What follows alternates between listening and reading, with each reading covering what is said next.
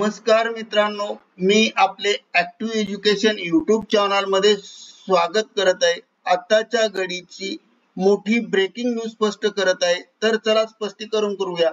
Pension धारकासाठी वाढीव pension बाबत बैठकीतून आली समोर मोठी बातमी। दिनांक 3 ऑगस्ट 2024 या संदर्भामध्ये बातमीचे टायटल आहे, पेन्शन धारकासाठी वाढीव पेन्शन बाबत बैठकीतून आली मोठी बातमी। आताच्या घडीचे सर्वात मोठे अपडेट जाणून घ्या सविस्तर।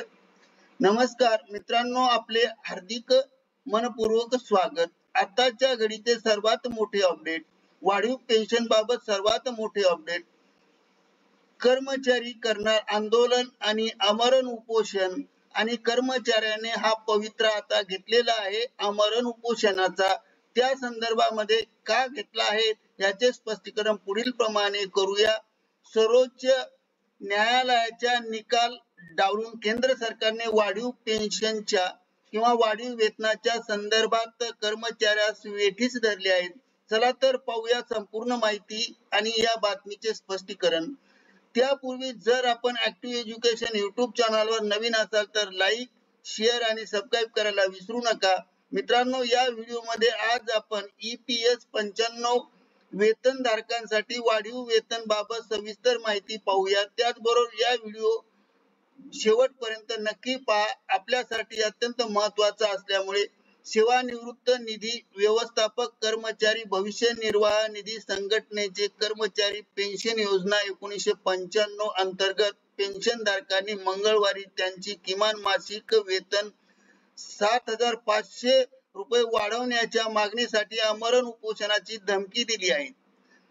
सध्या कर्मचारी भविष्य निर्वाह निधी संघटनेच्या कर्मचारी निवृत्ती वेतन योजना 95 अंतर्गत निवृत्ती वेतन धारकांना सप्टेंबर 2014 मध्ये लागू केलेल्या नियमानुसार किमान मासिक वेतन 1,000 रुपये मिळते। EPS 95 साठी जास्त वेतन बाबत मोठी बातमी। सरकारी कर्मचारी संघटनेने मंगळवारी आणि अत्यंत महत्त्वाची असे एक निवेदन शासनाला दिले आणि मंगळवारी एक बातमीमध्ये असे म्हटले की कर्मचारी पेन्शन योजना 95 च्या राष्ट्रीय आंदोलन समितीच्या नेतृत्वाखाली पेन्शन धारक किमान वेतन मध्ये वाढ करण्याची मागणी राष्ट्रीय राजधानीतील जंतर मंतर येथे दुसरे बेमुदत उपोषण सुरू करणार आहे। 7,500 रुपये सह विविध लाभांच्या मागण्या केल्या जातील। केंद्रीय कर्मचारी भूपेंद्र यादव यांनी आश्वासन देऊनही त्यांच्या मागण्या पूर्ण झालेल्या नाहीत असे समितीने म्हटले आहे। पेन्शन धारकची माहिती मागवली जाते। सर्वोच्च न्यायालयाला 1.5 वर्ष उलटून गेल्यानंतर, म्हणजे सर्वोच्च न्यायालयामध्ये जो निकाल प्राप्त झाला त्या निकालाला 1.5 वर्ष उलटून गेल्यानंतर ही निवृत्ती वेतन धारकांचा डेटा केवळ वाढीव निवृत्ती वेतनासाठीच मागवला जातो आणि प्रत्येक वेळेस सरकार हे ढकलाढकली करत आहे। आता EPS ने 2024 पर्यंत वेळ मागितला आहे। कर्मचारी भविष्य निधी संघटना निर्वाह निधी संघटना आणखी वेळ किती मागणार याची शाश्वती नसल्याचे पेन्शन धारकचे म्हणणे आहे आणि EPO ने आतापर्यंत 4 वेळा बेमुदत उपोषण केले। त्यानंतर उच्च निवृत्ती वेतन संदर्भात नवीन कायद्याच्या दिरंगाणामुळे आगामी काळात आमच्या वाढीव पेन्शनचे काय होणार याबाबत विद्यमान पेन्शन धारक व इतर कर्मचाऱ्यांवर ताण आहे। एम्प्लॉईज पेन्शन स्कीम 95 आता तर सध्या केंद्र सरकारने पुन्हा सत्तेवर आले आणि सुरू करण्याची घोषणा केली, परंतु सर्वोच्च न्यायालयाचा निर्णय मान्य होणार नाही आणि वाढीव पेन्शन न देण्याचा सरकारचा नवा कायदा असणार असल्याची चर्चा समोर येत आहे। EPS 95 ने निवृत्ती वेतन वाढ केंद्र सरकारने खुद्द पेन्शन धारक योजनेसाठी बंद केली आहे।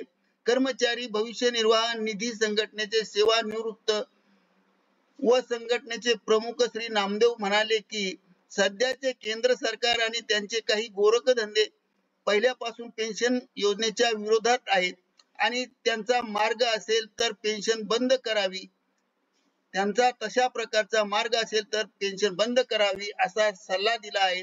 निवृत्ती वेतन ही उपकार आहे अशी त्यांची नेहमीच मत आहे. त्यामुळे निवृत्ती वेतन देण्याची गरज नाही अशा वादामुळे जुनी पेन्शन योजना बंद झाली. सैन्यातील पेन्शन योजना ही बंद केली. यावेळी केंद्र सरकार पुन्हा सत्तेवर आले आणि नवीन पेन्शन योजनाही सुद्धा लागू करत नाही आणि पेन्शनच्या संदर्भात कोणताही निर्णय न घेतल्यामुळे कर्मचारी संघटना आता सर्वांच्या बळकटीने सर्व कर्मचाऱ्यांची पेन्शन योजना 95 बंद करू शकते आणि सर्वोच्च न्यायालयाच्या निर्णयानंतरही उच्च निवृत्तीचे वेतन दिले जात नाही. उच्च निवृत्ती वेतन बाबत सर्वोच्च न्यायालयासमोर सादर करण्यात आलेले सर्व पुरावे युक्तिवाद विचारात घेऊन सर्वोच्च न्यायालयाने उच्च निवृत्ती वेतन धारकांना निर्णय दिला होता. तरी 1.5 वर्ष उलटून गेले. उच्च निवृत्ती वेतना सुरू झालेले नाहीत. संसदेच्या दोन्ही सभागृहात विरोधी पक्षांचे खासदार यांनी किमान पेन्शन वेतनाच्या रकमेच्या संदर्भात वाढ करून सर्वोच्च न्यायालयाच्या निर्णयाची आणि उच्च निवृत्ती वेतनाच्या बाबत अधिसूचना तातडीने अंमलबजावणी करायच्या विलंबाना विरोध निदर्शने केली. केंद्र सरकार पेन्शनधारकांना केंद्र सरकार आता धडा शिकवेल. पेन्शनधारकाच्या बैठकीत झालेल्या चर्चेनंतर केंद्र सरकारकडून पेन्शन बाबत देण्यात आलेला ताण लक्षात घेऊन यावेळी पेन्शनधारकाची फौज केंद्र सरकारला आता धडा शिकवणार आहे असा निर्णय सर्वानुमते घेतला आहे आणि त्यानंतर ते आता प्रत्येक व्यक्तीपर्यंत जाऊन निवृत्ती वेतनाबाबत केंद्र सरकार आणि त्यांचा विभाग कसा छळ करत आहे ते सांगत आहे.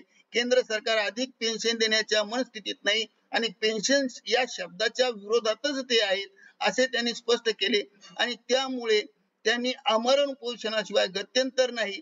जुनी पेन्शन योजना सुरू करा आणि वाढीव पेन्शनधारकांना वाढीव EPO च्या मार्फत नियमानुसार 7,500 वेतन द्यावं या मागणीसाठी हीच माहिती या माध्यमातून या व्हिडिओच्या माध्यमातून द्यायची होती. अशा प्रकारचे नवनवीन प्रकारचे व्हिडिओ लगेच आपल्या चॅनलवर येईल म्हणून आमच्या या चॅनलला सबस्क्राईब करून व्हिडिओला लाईक आणि शेअर करा. तर चला भेटूया नवीन व्हिडिओ मध्ये. धन्यवाद. जय हिंद, जय महाराष्ट्र.